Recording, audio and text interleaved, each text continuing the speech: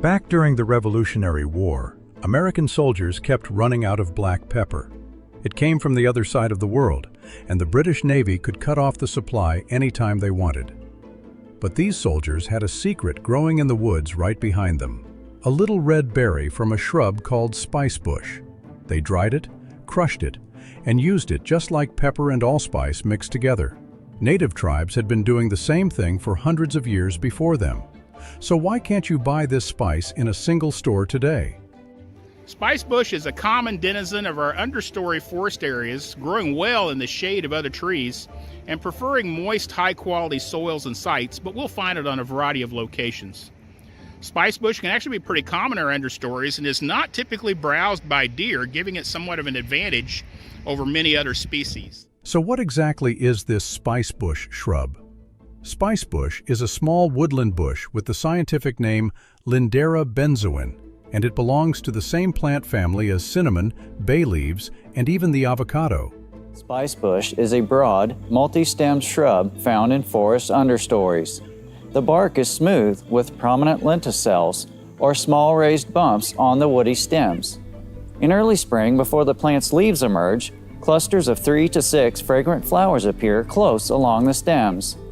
Male and female flowers grow on separate plants, with only the female plants producing fruit. It grows all over the eastern half of North America, from Maine down to Florida and west toward Texas, usually hiding in the shade under bigger trees, near streams and damp ground. It only gets about 6 to 12 feet tall, so for most of the year you would walk right past it without a second look.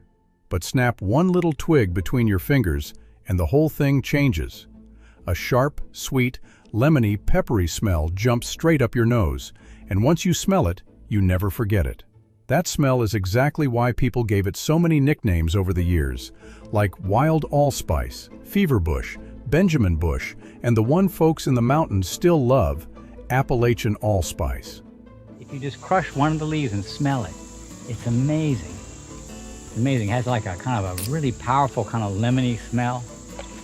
You just crush it up and, well, you know you've got the plant. It's one of those things, they call it organoleptics. They call it using your whole body, all your senses to identify a plant. In early spring, it lights up the gray woods with tiny yellow flowers before it even grows leaves, which earned it another sweet little name, the forsythia of the wilds. Old land surveyors even used it as a clue, because wherever spicebush grew thick, the soil underneath was usually rich and good for farming. However, the smell and the flowers are only the start of the story. Now this is how the Cherokee used spicebush every day. Long before any European settlers showed up, the Cherokee were already using this plant in more than a dozen different ways. They dried the bright red berries, crushed them into a powder, and sprinkled them over stews, soups, and meat to give everything a warm, spicy kick. They also boiled the twigs and leaves into a tea that they drank, both for the taste and for healing, using it for coughs, colds, and fevers, and even as a tonic to feel stronger. One of their tricks was to drink it hot until they started sweating, because sweating out a fever was an old and trusted way to feel better. Other tribes had their own clever uses too. The Creek people way down south used spicebush to ease pain and to bring on that same healing sweat. The Iroquois up north boiled the leaves and twigs into medicine for colds and fevers. And the Chippewa, near the Great Lakes, used the leaves to cover up the strong, gamey flavor of certain wild meats, kind of like a natural way to make tough food taste good again. These uses are not guesses either. They are written down in careful records collected by researchers like Paul Hamill and Mary Chiltosky, who documented 400 years of Cherokee plant knowledge. But this humble little shrub was about to become important to a brand new country. But the Revolutionary War is where spicebush became a lifesaver. When America went to war with Britain, one big problem nobody really talks about was spice. Black pepper and allspice came from far away by ship, and the British controlled a huge chunk of that trade. So when the supply got cut off, regular families and soldiers needed a backup, and they needed it fast. And the backup was already growing in the woods behind their cabins. A doctor and plant expert named Benjamin Smith Barton wrote it down plainly back in 1801. During the Revolutionary War, he said, Americans used the dried berries of spicebush as a stand-in for allspice. Think about that for a second. While they were fighting for a whole new nation, they were seasoning their dinner with a wild berry their neighbors had been eating for generations. The same berry was being used as both food and medicine at the exact moment the country was being born. However, that was not the last time this little shrub would come to the rescue. Then the Civil War gave spicebush a second life. Almost 100 years later, history repeated itself in a way no one expected. During the Civil War, coffee became really hard to get and really expensive, especially down in the South where the ports were blocked. So people went straight back to the woods again. They brewed spicebush twigs into a hot drink and sipped it as a coffee substitute whenever the real beans ran out. We know this because two brothers, John and Curtis Lloyd, wrote one of the most detailed plant medicine books in American history back in 1887, and they recorded exactly that. But they also added a funny little detail that says everything. The very moment real coffee became easy to buy again, people happily dropped the spicebush and went right back to their morning cup. That one tiny sentence is actually a huge clue about why this spice slowly faded out of American kitchens. But before we get to that, you need to taste what is really hiding inside the berry. Now let me show you the secret hiding inside every spicebush berry. This is where spicebush gets really interesting, because it does not taste like just one spice. It tastes like several of them at once. North Carolina State University's plant experts describe the right berries as having a clear, peppery taste and smell. A famous wild food writer named Marie Viljoen says it reminds her of orange peel, fresh black pepper, and a little hint of pine all rolled into one. But the real magic is hiding in the seed. Foragers who eat spicebush today notice something strange about it.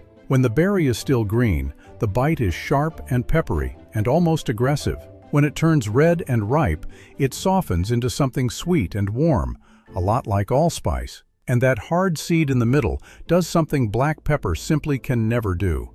It makes your tongue tingle and go a little numb, almost like a tiny electric buzz on the tip of your mouth. That numbing feeling comes from a natural compound inside the plant called laurotetanine, which scientists actually pulled out of spicebush and identified back in 1974. So when people say this spice was stronger than pepper, this is what they really mean. It was never about being hotter. It just does more things at once than pepper ever could. If you are enjoying this little hidden piece of American history, do me a quick favor and tap that subscribe button. It genuinely helps the channel a ton. Now, let's get into the part everyone actually wants to know. But this is why you can't buy spicebush in any store. So here is the real puzzle. If this plant is tasty, free, and growing all over the eastern United States, why isn't it sitting on every grocery shelf right next to the black pepper? The answer is a chain of problems that all pile on top of each other. First, spicebush plants come in male and female versions, and only the female ones actually make berries. Out in the wild, more of them turn out to be male, so plenty of bushes never produce a single fruit in their entire lives. Nurseries that sell the plant often cannot even tell you which one you are buying until it grows up, so they just label them as unsexed and hope for the best. Second, those berries are almost half fat by weight, which sounds amazing until you remember that fat goes bad quickly. The berries spoil fast unless you freeze them the same day you pick them. Third, that gorgeous smell is made of incredibly light oils that simply float away the second you dry the berries with heat. So a giant factory that dries and grinds spices by the ton would actually destroy the very flavor it was trying to bottle and sell. Put all three of those together and you get exactly what the Lloyd brothers wrote way back in 1887, that spicebush has basically no commercial history at all. But the plants and the people are not even the biggest obstacle in your way, and the birds are fighting you for every single berry. Remember how those berries are loaded with fat? Well, that turns them into the perfect fuel for birds, especially during long fall migrations when they need fast, heavy energy to keep flying. A study published in 2025 set up cameras at one single spot in the southern Appalachian Mountains, just to count exactly who was eating the spicebush berries. The results were honestly wild. 24 different kinds of birds and 4 different kinds of mammals all showed up for the buffet. And one bird, called the Swainson's thrush, was responsible for more than a third of all the bird visits completely by itself. So even when you do find a loaded female bush in the woods, the local wildlife is racing you straight to it. That is why most careful foragers deliberately leave the majority of the berries behind for the animals. However, the hungry birds and the picky bushes are nothing compared to what is coming for spicebush next. But now a tiny beetle is wiping spicebush out. This is the part that almost every other video completely misses. There is a bug called the red bay ambrosia beetle, and it is no bigger than a single grain of rice. It first showed up in the United States in 2002 near Port Wentworth, Georgia, hitching a free ride inside wooden shipping crates and pallets that came over from Southeast Asia.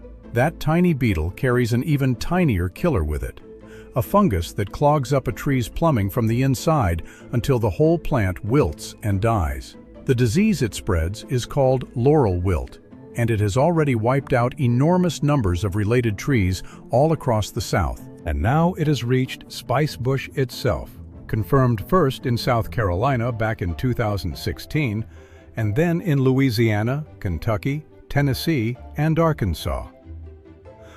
There is an extra sad twist buried in this part too. Spicebush is the main home for the caterpillars of the spicebush swallowtail butterfly, those beautiful green caterpillars with giant fake eyes painted on their backs to scare off predators. So when the shrub dies off, that butterfly loses its entire nursery along with it. But the story is not finished yet, because a small group of stubborn people absolutely refuses to let this spice disappear quietly. These days, a few chefs are bringing spicebush back. A handful of cooks, foragers, scientists, and food lovers have made it their personal mission to keep spicebush alive. Marie Fillion, the wild food writer I mentioned earlier, wrote a whole cookbook on foraged food in 2018, and she fell so hard for this spice that it ended up flavoring more than 50 of her recipes. A small farm in Ohio called Integration Acres actually goes out and harvests the wild berries by hand, then sells them under the name Appalachian Allspice, making it one of the only places on the entire planet where you can buy the real thing. There is even a global food group called Slow Food that added American spicebush to a special protected list of foods worth saving before they vanish forever. Spicebush even hides a quiet medical trick that researchers found in 1992, when they discovered that an extract from its bark could fight off the fungus that causes thrush and the one behind athlete's foot. And way back in 1994, 3 scientists wrote a research paper about this plant with the most perfect title you could ask for, calling it a tea, a spice, and a medicine, all in one shrub. Because honestly, that is exactly what it always was. A wild little berry that fed soldiers, healed the sick, replaced both pepper and coffee in the hardest of times, and asked for nothing in return but a shady little spot in the woods. However, almost nobody alive today even remembers its name. And that brings us to the strange ending of the spicebush story. So that is the wild tale of spicebush, the homegrown American spice that quietly beat black pepper at its own game, and then slipped right out of history when nobody was watching.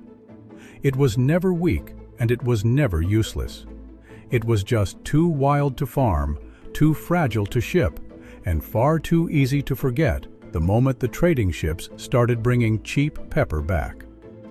If you learned something brand new today, and you want more forgotten stories exactly like this one, the single best thing you can do is subscribe and stick around with us. I read every single comment on these videos, so drop a line down below and tell me if you have ever actually seen a spicebush growing somewhere near you. Thanks so much for watching, and I will see you again very soon.